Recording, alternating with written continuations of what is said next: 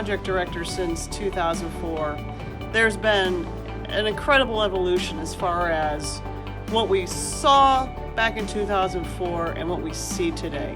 The good news is that in this section of the Pennsylvania wilds, the act of illegal dumping and littering has gone down dramatically. And what I mean by dramatically is today when we're doing our volunteer cleanups, yes, we're still taking out the micro plastics and the macroplastics. The macroplastics, especially the drinking beverage bottles, the tires.